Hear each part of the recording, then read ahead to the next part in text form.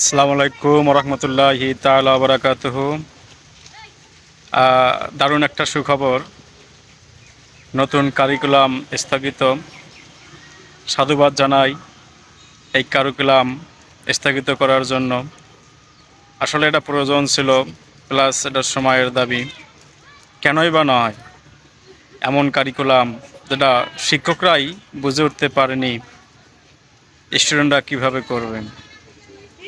শিক্ষকরা পারত, তবে তাদের যে বেতন ভাতা দেয়া হয়, তারা যদি এই বেতন ভাতায় সন্তুষ্ট হয়ে জাস্ট এই কারিকুলাম নিয়েই পড়ে থাকতো, টিজি বোর্ড বই, তাহলে তারা স্টুডেন্টদের কিছু দিতে পারত। কিন্তু এটা কি আদৌ সম্ভব? তাদেরকে এই কর্ম ছাড়াও আরও অনেক কিছু করতে হয়, তাই তারা সম্ভবত এই কারিকুলামে খুব বেশি সময় দিতে পারেনি বা পেরে ওঠাও সম্ভব হয়নি। তাই বলা যায় যে বাংলাদেশ নতুন কারিকুলাম নামে একটা কালো অধ্যায় দেখল, এবং সে নতুন কারিকুলামের কালো অধ্যায়ের কালো প্রতিচ্ছবি দূর হয়ে গেল।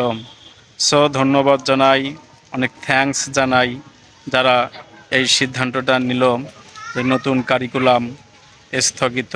So thanks to all, enjoy your life with the very new something, and the very new something at the phase of old something. So thanks to all.